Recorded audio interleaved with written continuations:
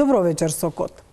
Ако во Македонија се погледне статистиката за бројот на разводи минатата година, тогаш има позитивна вест, бидејќи бројот на разводи се намалил во 2018 за речиси 19% во споредба со 2017. Според трењето на бракот, најголем број разводи, 322, се случиле од 5 до 9 години по склучувањето на бракот. Ова се бројки зад кои стои нечи живот, семејство, деца, а сите тие имаат своја историја. Вечерва во Код за тоа колку се троми институциите и судовите кога се во прашање семејните односи во разведените семејства. Има неполни 8 години. Ќерка е на разведени родители. Минатото лето, додека престојувала кај таткото, девојчето се пожалило дека било натепано, малтретирано и бил вперен пиштол во главата. Сведочела и на закани дека ќе биде убиена мајката, бабата и дедото. Случајот бил пријавен и во полиција, но Кратовскиот суд пресудил нема докази за обвинението за загрозување на сигурноста и дека обвинителството покренало предмет по детска фантазија. Во меѓувреме, таткото не исплаќа отпремнина. Институциите реагираат споро и тромо. Мајката обвинува дека прима закани, а адвокатот на таткото тврди дека неговиот клиент никогаш не сторил лошо дело против сопствената ќерка. А девојчето, според вештачењата на психијатрите, има проблеми и трауми. Има единствена желба – родителите да и се смират и таа да замине на одмор во Охрид. Желбата е мала, но е фантастична за малата кратовчанка, чија приказна ја пренесуваме во оваа емисија на Код.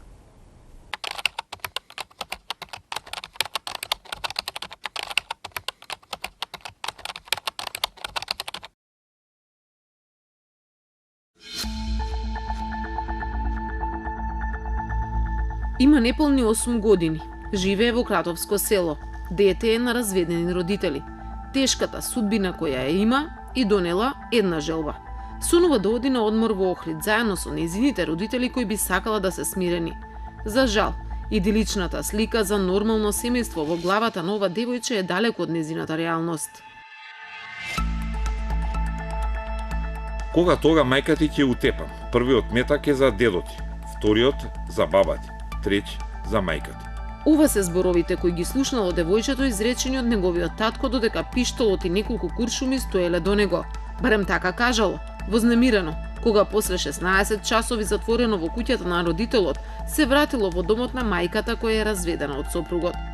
Мамо, тато ме малтретираше цел ноќ, ми викаше, беше многу пијан, ме тепаше, ми вадеше пиштол, ми се закануваше. Вик 3 метка, кажува си дете во црн пиштол, с 3 метка жути, значи дете одек знае 8 години дете такво нешто да каже. Физички бркалува очи, шамари во лупал со боксови малку.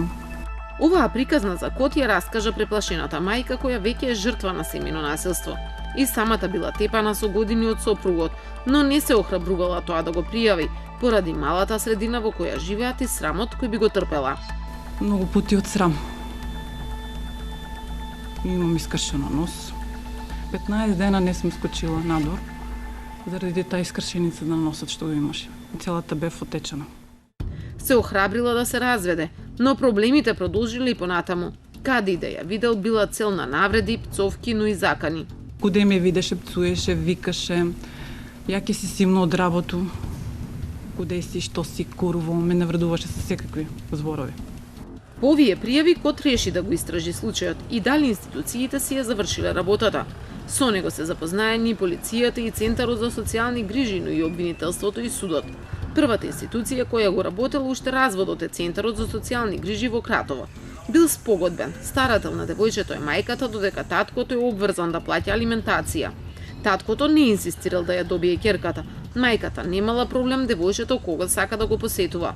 Но проблемите започнале кога во неколку наврати се заканувал по живот на поранешната жена, та добил забрана за да ѝ се приближува и да комуницира со неа. Беше поднесено барање до Основен суд Кратово за извлечување на мерки за заштита од семејно насилство во трајање од 12 месеци. Основниот суд донесе решение со кое на сторителот му се извлечени привремените мерки за заштита од семејно насилство во трајање од 12 месеци. Но во меѓувреме се случил инцидентот со девојчето. Луд што бил пријавен за заканите врз мајката и забраната да ѝ се приближува, револтот го историл врз керка си. Кога мајката забележала што се случило насилството, веднаш го пријавила во полиција и го однела детето и на лекар.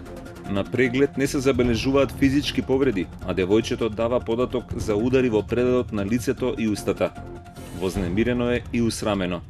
Случајот предаден на полициска станица Кратово.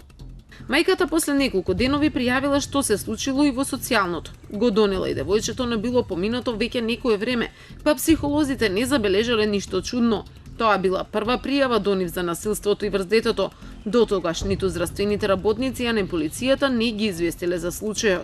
Детето тука се однесуваше слободно. Немаше некој, бидејќи мајката го донесе тука веднаш после некој ден, немаше видливи траги на насилство. Поради тоа што во Кратово нема обвинители, Кумановското обвинителство сепак го превземало случајот. Јасмина Панчевска е адвокат ангажиран од мајката и ја следела целата постапка. Се чуди на начинот на кој се одвивало судењето, почнувајќи од тоа дека постојано се менувале обвинителите. Воопшто со предметот, јас мислам дека нема доволно запознавање на предметот за што всушност се работи.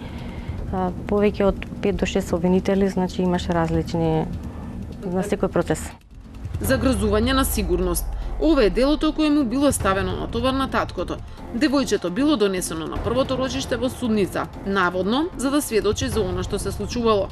Судијата упати зборови према детето, оди гушни го таткото. Јас не можам да го разберам тоа, значи реагирав како може обвинет кој извршил насилство врз дете, да судија да му вика да се гушнело со детето.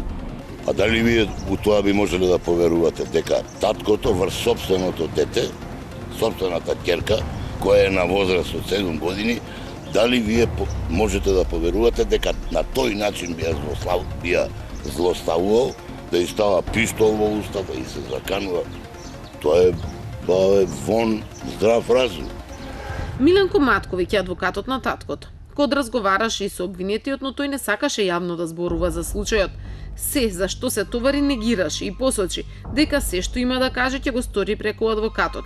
А Матковиќ има само пофални зборови за својот клиент. Мојот клиент у судница е мирен како бубачка. Тоа можете да го прашате и судот, и судската полиција која на еден претрес беше присутна тука.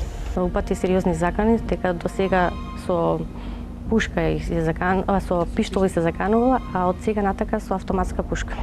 Верувате ми, прв пат го слушам. Ја ако ви кажам дека не се споменала автоматска пушка, вие може нема да ми поверувате. Надлежна за редот во судницата била судиката Надица Марковска. Таа е една од вкупно тројцата судии кои судат во Кратовскиот суд каде се водел процесот. Но во него се вклучила и председателката Ружица Здравковска, која пред едно од судењата ги повикала двајцата сопружници. Код разговараше со судиката Марковска, која ја оправда председателката за ваквиот чин. Изјава за кој и таа не сакаше да даде, но во телефонскиот разговор вели дека карактерот на председателката бил таков што се обидела да ги смири завојуваните страни. Обидот за медијаторство и таа го оправдува. Може би жената не повикала со цел да се стишат страстите, да се помират луѓево, што е и во функција нивна, нели, и наша, и на другите институции. Од страна на председателката ми е кажано кај ја најдовте таа клиентка, да бегајте од неја, таа нема да ви плати за председателката на Ружицата и да се тргнам од предметот, да не ја застапувам, бидејќи немала парични средства.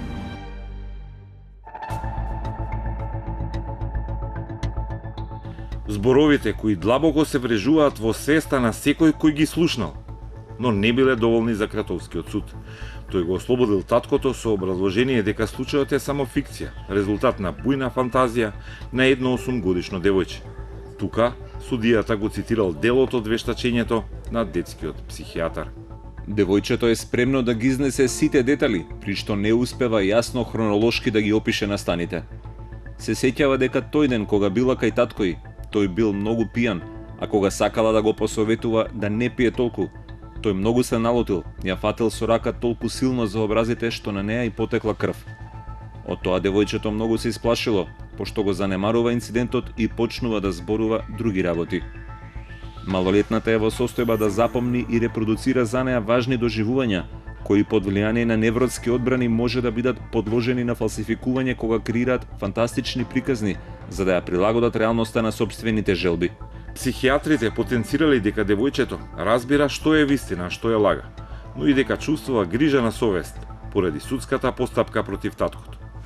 Судот во својата пресуда пак ја искористил фикцијата и фантазијата, а не тврдењето за напад, како поуверлив доказ кој водел до одбрана на обвинетиот и на крај го ослободува таткото затоа што малолетната според мислење на вештите лица може да креира фантастични приказни кои не може да бидат извори на докази, врз основа на кои ќе се заснова сомнението за стореното кривично дело.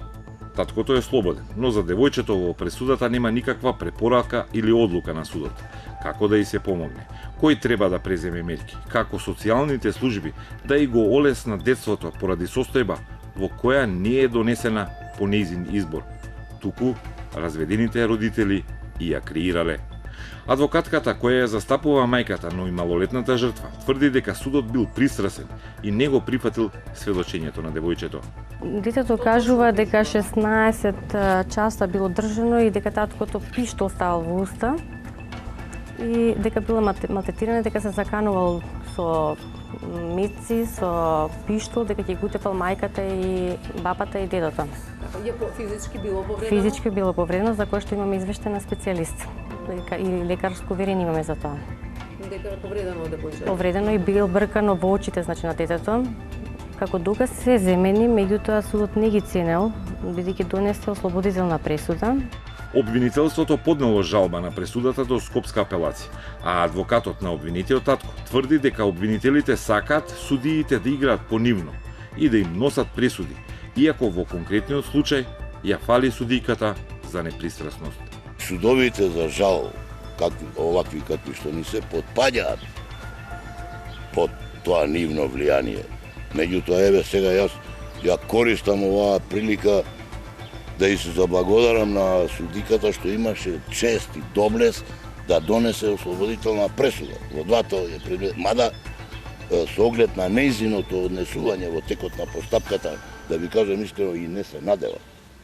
Судиката Надица Марковска, која ја донела пресудата, во телефонски разговор стоеше зад она што го напишала. За адвокатката Панчевска ни рече дека ја смета за малку неука, додека Матковиќ судиката го нарече незгоден. Им порачува на незадоволните, доколку смета дека судењето било нефер, за тоа може да решава и Страсбур. За девојчето кое требаше да биде жртва, судиката се повикува на психијатриското вештачење и смета дека тоа е со заостанат развој, кој не може да ја свати суштината на делото за грозување на сигурноста. Вели дека жртвата давала контрадикторни изјави. Судот го прифатил првичното вештачење, иако адвокатката Панчевска направила уште едно, во кое тројца психијатри тврделе како девојчето, кога е пријавен случај, ја зборувало вистината. Но секое натамошно инсистирање за сведочење само ќе ја зголемува тенденцијата детето да го брани родителот, односно сторителот. Ова вештачење не е земено во предвид, а судиката Марковска ни тврди дека детето не било повикано да сведочи во суд за да нема дополнителни трауми. А малото дете, кој е на почеток на животот, покрај тоа што е жртва и на вакво судиско мислење, според психијатрите е жртва и на детските пакости на училиште. Таму врсниците од школа ја нарекуваат мајката на девојчето курва, а нејзиниот татко пијаница. Детето со сите сили се обидувало да ги убеди соучениците во спротивното. Не успевало. А иако имало проблем со буквите и со читањето, сепак лошата околина, и другите деца ја научиле на овие валкани и недостојни зборови за 8-годишно девојче. Барање за претреси, представки за суди и пријави за закани, нови ослободителни пресуди. Се ова се случувало во времето додека траел судскиот процес за насилството врз детето. На 27 септември лани, жртвата и незината адвокатка се договориле за понатамошниот тек на постапката, седејќи во хотелот Кратис.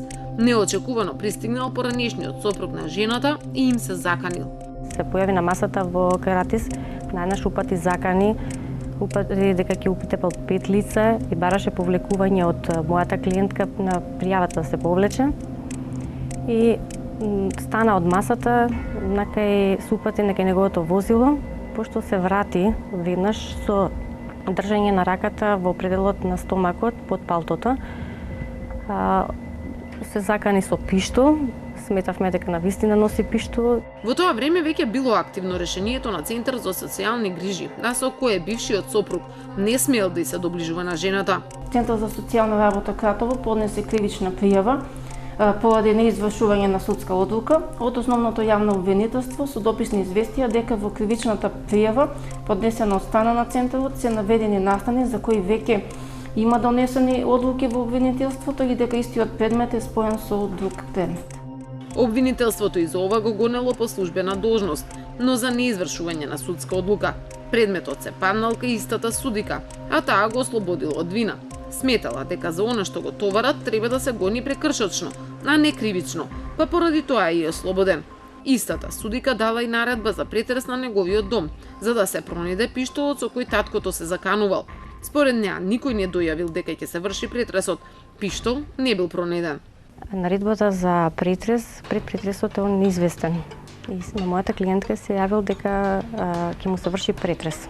Кој го издаде, која издаде тајната за претресот? Ако се прибара името на обвинетиот на судскиот портал, за сите одлуки на сите судови во земјава излегуваат повеќе пресуди поврзани со него. Освен бракоразводните, има и спорови за неговиот татко, но и за недозволено држење на оружје.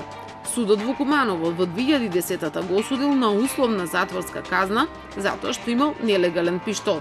Неовластено држал огнено оружје и муниција, и тоа еден револвер марка Лугер Р22 и 2 куршуми. На начин што откако неовластено ги набавил од непознато лице и ги сместил во една фиока во кујната од домот, и по извршениот претрес во неговиот дом од овластените службени лица, истите му се одземени. Но свен љубов кон оружјето, обвинетиот има уште еден порок, дека е љубител на алкохол, знаат и социјалните служби и неговиот адвокат. Службите велат дека додека не се впише на листа на регистрирани алкохоличари, не можат ништо да сторат. Адвокатот пак е на негова страна. Човек кој воли да попие, и ја волим да попие. И сега кој ќе се напие некој човек, може би се јавува на телефон, ама тие работи се случуваат секој дневно по стотици овдека и во Скопје и секаде на било кој друго место. Сега заради тоа, ако ја опсуете жената, ако ја изнервирате, заради тоа да ве гонат на суд, па треба пола народ да не излезе од судница. По пресудувањето, значи за кое што може да се види од листингот на комуникација, дека повторно тој упатува сериозни закани преку телефон, и кај да сретне, значи и го попречува патот, дали со неговото возило или па со неговиот мотор, меѓутоа таа е загрозена и нема заштита на кого да се наде. Издршката за девојчето таткото не ја платил повеќе од половина година, така тврди мајката. И за ова е пред истиот суд и пред истата судика, а процесот се уште трае. Токму ова парите неговиот адвокат ја гледа позадината на целиот случај. Предпоставувам, немам доказ, меѓутоа мојот заклучок е тој. Таа инсистира на оваа постапка да биде осуден по секоја цена, за да му ги излечат парите, ништо друго. Со ваквите пресуди се дава чувство на се доведува до секундарна виктимизација, каде што странката и е страв да натака пријавува, значи за нови настани доколку истиот и се заканува. Со ова може да дојде до смртни случаи, каде што после тоа не можеме да ги вратиме назад жртвите на насилство. Представки за судиката и председателката на Кратовскиот суд веќе се испратени во судскиот совет. Од оваа институција надлежна за однесувањето на судиите, код не доби одговори дали ќе ја преиспита нивната работа. Првостепените пресуди пак се во рацете на апелационите суди, кои треба да ги преиспитаат одлуките на нивната колешка од Кратово. За цело време пак додека траат судењата, обвинетиот е на слобода. Оти според обвинителството немало причини за барање за притвор. Неговата поранешна сопруга и ќерката се без никаква заштита. Имам стран, имам трауми. Као секоја нормална мајка, што се грижи за своето дете, тако и ја исто. Сунот на 8-годишното девојче доди во Охрид на одмор заедно со незините родители кои би биле смирени. Е тешко осврдлив и ова лето. Јазот помеѓу нив се зголемува. Од друга страна пак постои опасност девојчето да преживее уште поголеми трауми, додека системот го оставил без заштита.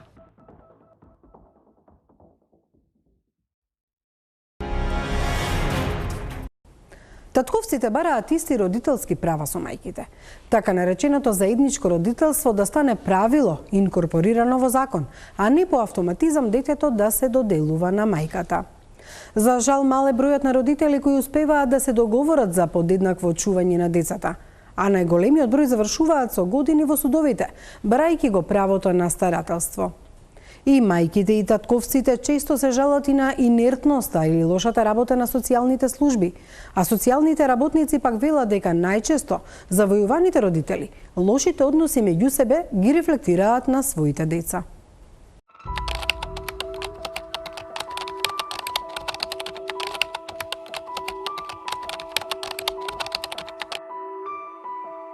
Оваа поделба на примарен и секундарен родител влијае на многу аспекти од животот со децата, па и на случаите кога има семено насилство. Она што ние го гледаме е дека во ситуација кога семеното насилство е пријавено од страна на примарниот родител, односно дека секундарниот родител врши семено насилство, во тој случај институциите постапуваат веднаш и веројатно исправно донесуваат одлука каде што секундарниот родител, тоа типично е таткото, го отстрануваат привремено од животот на децата, односно му определуваат решение да ги гледа децата под надзор.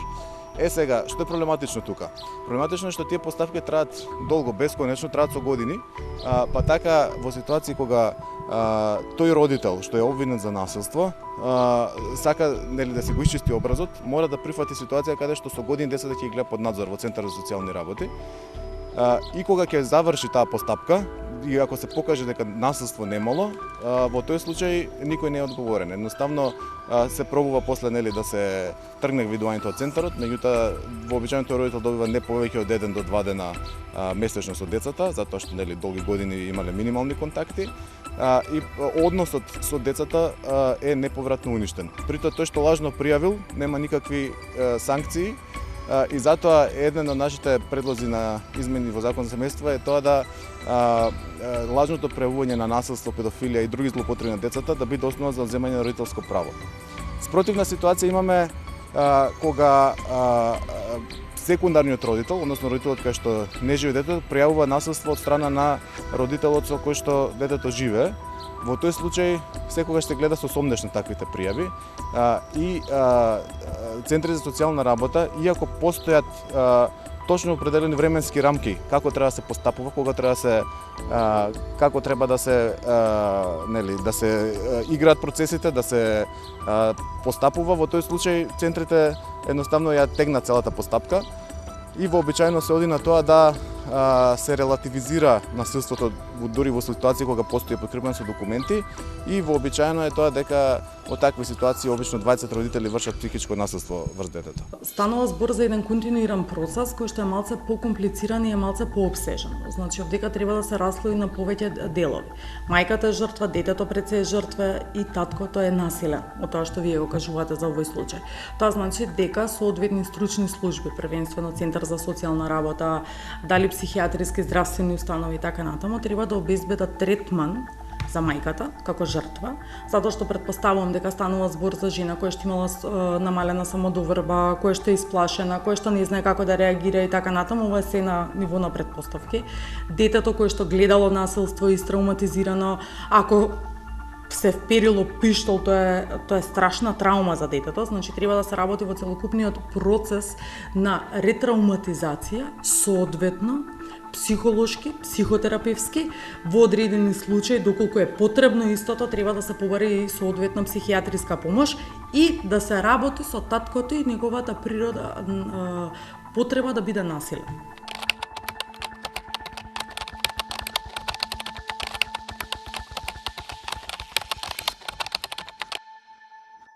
Тие постапки за делување на дете се остаток од некој минато време, нема потреба да се доделува. Она зашто ние се залагаме во воведување на заедничко родителство по сила на закон, односно независно од разделбата на родителите, двајцата останат еднакво одговорни и инволвирани во животот на детето. Овој сегашен систем што го имаме, каде што или едниот родител или другиот родител мора да е победник, а другиот поразен, практично ги става родителите во ситуација на гладиатори. Тие еден со друг мора да се борат додека условно кажано едниот не падне, и додека институциите, нели, во улога на император не пресечат кој е победникот. Тоа е штетно пред се за децата. Децата се во средина на тие долготрајни и прљави процеси и децата се тие што патат. Родителите кои што решиле да се разделат, тоа е во ред, меѓутоа да има соодветен, може и законски да се регулира, дека вие сте се разделиле, тоа долго трае, не можеме да донесеме одлука за тоа кој треба да припадне детето, меѓутоа и едниот и другиот родител треба да посетите 40 средби, например сега хипотетички, на психолошка помош и поддршка или психотерапевтска. Кога вие делувате, а законот ви го дозволува тоа, и кога делувате на таков начин, родителите ќе дојдат до промена на свеста. Ќе станат свесни дека со нивните игри на моќ го занемаруваат детето.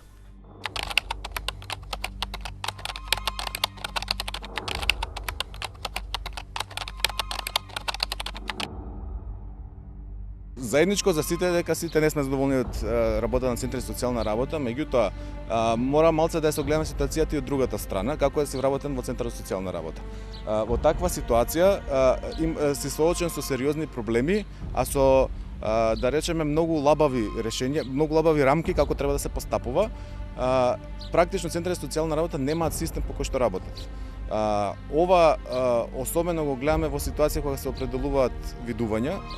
Се работи тука по некоја шема која што останата од пред 50-60 години, ако ги споредите решенијата за видување во 70-тите и 80-тите, со сегашни решенија тие се скоро исти. Ако сте биле во некој центар, ќе видите дека технички немаат услови луѓето и да сакаат да работат индивидуално, дека ги немаат тие услови. Јас сметам дека за да има ефикасни служби, дека потребно да се даде помош и поддршка на тие кои што работат таму, затоа што тоа е тешка работа во која што емоционално се согорува. И супервизија, помош и поддршка е неопходна, а воедно распределување на социјални услуги на други организации кои што се бават со одредена тематика во соработка со центарот, со министерството и со државата, мислам дека е еден од начините кои што ќе ги направи поефикасни овие служби.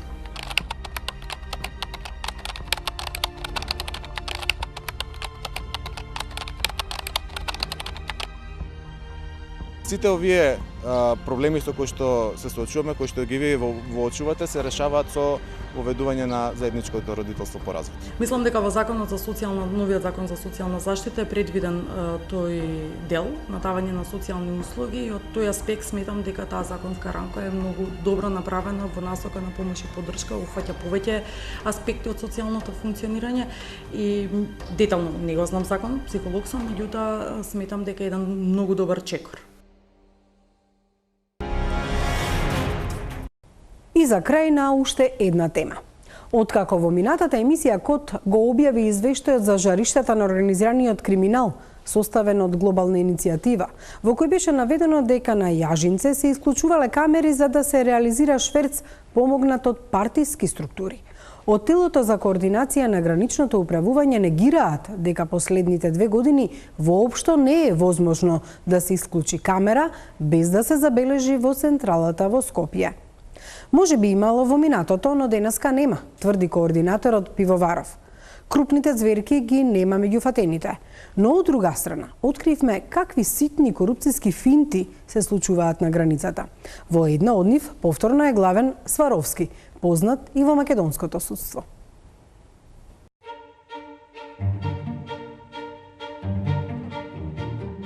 Сваровски вазна завршила во раце на инспекторка за храна и ветеринарство. Настанот се случил лани, а инспекторката му кажала на камионџијата дека треба да ја тестира и лабораториски да испита вазната од увозот. Проблемот е во тоа што Агенцијата за храна и ветеринарство не е надлежна да испитува и тестира производи како вазни или луксузен накид, туку треба да тестира овошје, месо и прехранбени производи. Кога стигнал камионот во фирмата увозник на Сваровски вазната, утврдиле дека едно луксузно парче недостасува, а шоферот му го дал ливчето од инспекторката. Случајот веднаш е пријавен. На камерите од граничниот премин се гледало како се зема кутијата со вазната и целиот процес. Отворена е истрага за инспекторката. Вазната е вратена на увозникот. А Сваровски, познат во Македонија по судската корупција, си доби свое место и во уште една гранка порозна на корупцијата, преку граничниот транспорт. Случајот го потврди националниот координатор за гранично управување. Кај него отидовме поради реакција за претходната емисија на Код, во која беше пренесен дел од извештајот на глобална иницијатива за жаришта на организираниот криминал. Таму е наведено дека поранешен полицаец сведочел за прекуграничен шверц на преминот јажинце над Тетово. Полицаецот тврдел дека меѓу граничните службеници има луѓе кои се под контрола на локални партиски функционери, а таквата сделка е во согласност со децениската пракса, со која контролата на граничните премини премолчено се дава на политички сојузник во замена за поддршка за владеачката партија, стои во извештајот на глобалната иницијатива. Интервјуираниот полицаец дури дал и објаснување како прекуграничниот шверц се одвива во пракса. По полноќ, околу 3 часот, полициските и царинските службеници често добиваат наредби од нивните шефови да ги исклучат сите камери и да замижат на околу половина час. За ова се разбира тие добиваат соодветна награда. Камионот што поминува во овој период припаѓа на криминална група која го дели профитот со високи представници на албанската владеачка партија. Секоја изјава треба обострано да биде првично проверена пред да биде објавена. Имаше таква можност, тука е координативниот центар, тука е Министерството за внатрешни работи, тука е Царинска управа, тоа се институции со кои координираме. Значи, прво и основно треба да знаете дека секој дефект на било која камера распоредена на граничните премини во Република Македонија, значи автоматски електронски запис остава од дежурниот оперативен центар. И значи никој не може да каже дека една камера работела во еден период или не работела. Сите такви изјави се паушални. Токму на граничен премин Јажинци немаме ниту едно гаснење на камера. Од друга страна, од Б категорија овој премин, значи на овој премин не се одвора товарен сообраќај. Значи превоз на стоки, осем патничкиот превоз и празните камиони во дадени ситуации може да врват на тој премин. Пивоваров тврди дека во последните 2 години додека тој е на позицијата, се нема случајно таков инцидент како што е опишано во извештајот на глобална иницијатива. Во извештајот не е наведен периодот на конкретниот шверц. Координаторот вели дека ни за периодот пред него немало таков пријавен или истражуван инцидент, иако признава дека пред неколку години се слушале такви гласини. Исто како и вие што зборувате и тој извештај што е, значи она што го слушаме дека имало такви работи. Меѓутоа, тоа е периодот кога јас не сум бил тука и не можам да кажам. Меѓутоа зборувам за периодот за последниве 2 години. Но одговор и одговорност за извештајот за шверцот треба да го бара обвинителството. Дека системот со камери кој е инсталиран со американски финансии лани во септември на граничните премини не трпи гаснење на камери за да се направи шверц, тврди и Пивоваров, кој ни покажа дека секојдневно има известување како функционираат камерите. Се вели, на граничен премин Делчево инсталирани се толку камери кои се во функција. Меѓутоа, денеска, еве, не е тајна, на граничен премин имаме дефект на една камера, тоа е граничниот премин РЦ Југ. Еве, гледате каде точно вели железничкиот премин. Инсталирани се толку камери од кои камерата број. Секоја камера има свој број. И секоја камера точно се знае кога не работела. Инцидент имало со една камера на Богородица пред неколку месеци. Камионџија кој лошо вртел ја турнал и скршил камерата. Граничниот полицаец направил записник дека силен ветар ја уништил камерата. Но снимките во Скопје го прикажале инцидентот и поради неточниот извештај полицаецот е на дисциплинска постапка. Камерите функционираат, фаќаат многу работи, но просторијата во Скопје во МВР, каде се гледаат снимките, е затворена за јавноста. Натре можат само оние што имаат сертификати за строго доведливо и државна тајна. Дозвола да дзирнеме во секојдневието на граничните премини не добивме. А на границите се случува сешто. Крупните ѕверки организираат големи транспорти, и големи дубари. Едно од нив фатена со помош на камерите е кога странски бизнисмен кој има фирма во Визбегово се обидел да ги прекрши руските санкции за производи од Европска унија. Увезол преку една фирма, овоше од Грција, членка на ЕУ. Направил нови документи, дека јагодите се македонски и созреале во март оваа година. Но преку камерите и проверката на документацијата е докажано и е покажано и на руска инспекција дека станува збор за шверц кој не е подржан од државата. Поднесени се кривични пријави. Луѓето сватија дека вистински се бориме со организираниот криминал, дека нема позадина, дека државата стои позади ваквите матни сделки и у таа ситуација луѓето нормално од сега видовте дека дозволија и извоз на коштасто овошје, нели на праски, зашто беше проблем во минатиот период. Од друга страна, митото на полицајците и цариниците, кога се во директен контакт со камионџиите е ситно. 10 евра или 500 денарка. Но многу камиони може да наберат многу банкноти. На трешната контрола со ненајавени посети на премините се обидува да го фати митото, но утврдиле начин како се крие. Со една камена плочка. Полицајците си ја носат во багажник, ја ставаат на место подалеку од камерите и плочката во секој момент може да ја гледат. Кога ќе побараат мито, банкнотата на место в джеп ја ставаат под камената плочка. Доколку има контрола и ги претресуваат, митото не е кај полицаецот, туку на неутрален терен. Уште еден доказ, како што велат камионџиите, дека тие на граница имаат друг облик. За жал, за да добиеме некоја транспортна дозвола или да направиме некоја друга работа, сегде и насекаде транспортерите ги третираат како личности кои што имаат премногу пари. Јас секогаш им викам на нашите превозници дека сите ги гледаат како евро или како долар, а не како бизнисмени кои што брзаат и работат. А не е само македонската граница. Такви предизвици во униформа има насекаде во југоисточна Европа, па дури и пред портите на Европската унија. Ви благодарам што и вечерва бевте со Код. Се гледаме и идната недела во исто време.